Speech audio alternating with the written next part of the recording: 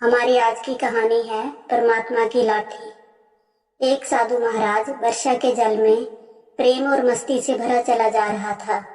मस्ती में चलते चलते उसने एक मिठाई की दुकान को देखा।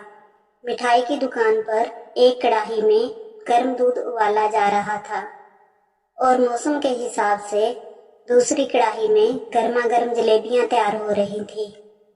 साधु बाबा को शायद भूख का एहसास हो रहा था या मौसम का असर था कि वह कुछ क्षणों के लिए वहां रुक गया।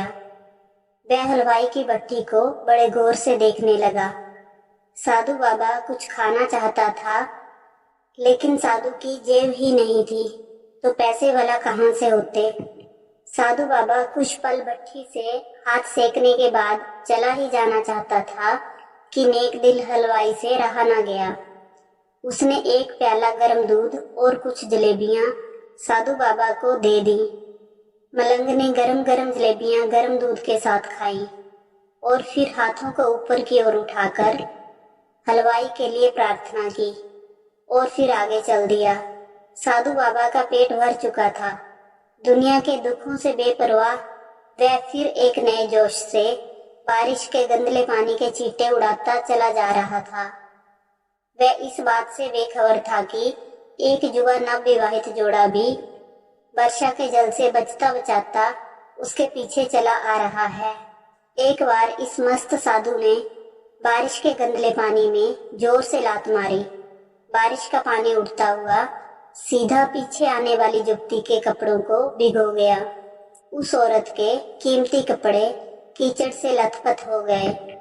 उसके युवा पति से यह बात बर्दाश्त नहीं हुई, इसलिए वह आस्तीन चढ़ाकर आगे बढ़ा और साधु बाबा के कपड़ों को पकड़कर खींचकर कहने लगा, अंधा है, तुमको नजर नहीं आता?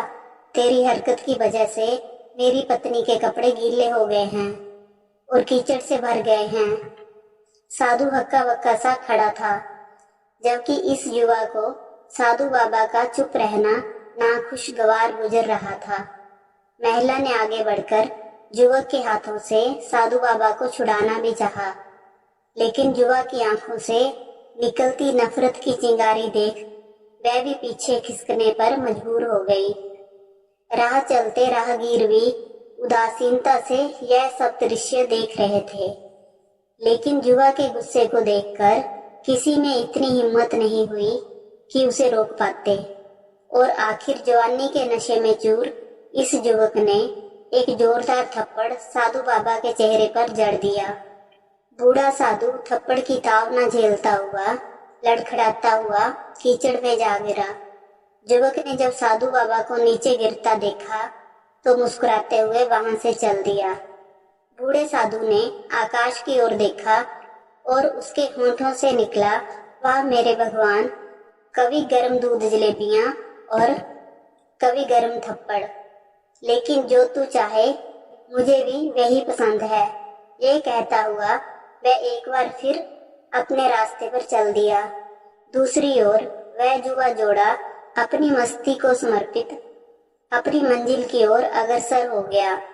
थोड़ी ही दूर चलने के बाद वे एक मकान के सामने पहुंचकर रुका। वे अपने घर पहुंच गए थे।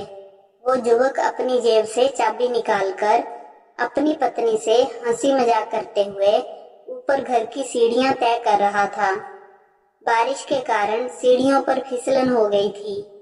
अचानक युवक का पैर फिसल गया और वह सीढ़ियों से नीचे गिरने लगा। महिला ने बहुत जोर से शोर मचाकर लोगों का ध्यान अपने पति की ओर आकर्षित करने लगी, जिसकी वजह से काफी लोग तुरंत सहायता के लिए युवक की ओर लपके, लेकिन देर हो चुकी थी। युवक का सिर फट गया था और कुछ ही देर में ज्यादा खून बह जाने के कारण इस नौजवान युवक की मौत हो गई। कुछ लोगों ने दूर से आते साधु बाबा को देखा तो आपस में कानाफूसी होने लगी कि निश्चित रूप से इस साधु बाबा ने थप्पड़ खाकर युवक को श्राप दिया है, अन्यथा ऐसे नौजवान युवक का केवल सीढ़ियों से गिरकर मर जाना बड़े अचंभे की बात लगती है। कुछ मनचले युवकों ने ये बात सुनकर साधु बाबा को घेर लिया एक युवक कहने लगा कि आप कैसे भगवान के भक्त हैं, जो केवल एक थप्पड़ के कारण युवक को श्राप दे बैठे। भगवान के भक्त में रोष व गुस्सा हरगिज नहीं होता। आप तो जरा सी असुविधा पर भी धैर्य ना कर सके। साधु बाबा कहने लगा, भगवान की कसम, मैंने इस युवक को श्राप नहीं दिया। अगर आपने श्राप नहीं दिया तो ऐसा नौजवान युवक सीढ़ियों से गिरकर कैसे मर गया। तब साधु बाबा ने दर्शकों से एक अनोखा सवाल किया कि आप सब में से कोई इस सब घटना का चश्मदीद गवाह मौजूद है। एक युवक ने आगे बढ़कर कहा, हाँ, मैं इस सब घटना का चश्मदीद गवाह हूँ। साधु ने अगला सवाल किया, मेरे कदमों से जो कीचड़ उछला था, क्या उसने युवा के कपड़ों को दागी किया था। युवक बोला, नहीं, लेकिन महिला के कपड़े जरूर खराब हुए थे। मलंग ने युवक की बाहों को थामते हुए पूछा, फिर युवक ने मुझे क्यों मारा। युवा कहने लगा, क्योंकि वह युवक इस महिला का प्रेमी था और यह बर्दाश्त नहीं कर सका कि कोई उसकी प्रेमिका के कपड़ों को गंदा करे, इसलिए उस युवक ने आपको मारा। युवा की बात सुनकर साधु बाबा ने एक जोरदार ठहाका बुलंद किया और यह कहता हुआ वहां से विदा हो गया, तो भगवान की कसम, मैंने श्राप कभी किसी को नहीं दिया, लेकिन कोई है जो मुझसे प्रेम रखता है। अगर उसका यार सहन नहीं कर सका तो मेरे यार को कैसे बर्दाश्त होगा कि कोई मुझे मारे। और वो मेरा यार इतना शक्तिशाली है कि दुनिया का बड़े से बड़ा राजा भी उसकी लाठी से डरता है। सच है, उस परमात्मा की लाठी दिखती नहीं और आवाज भी नहीं करती, लेकिन पड़ती है तो बहुत दर्द देती है। हमारे कर्म ही हमें उसकी लाठी से बचाते हैं, बस कर्म अच्छे होने चाहिए।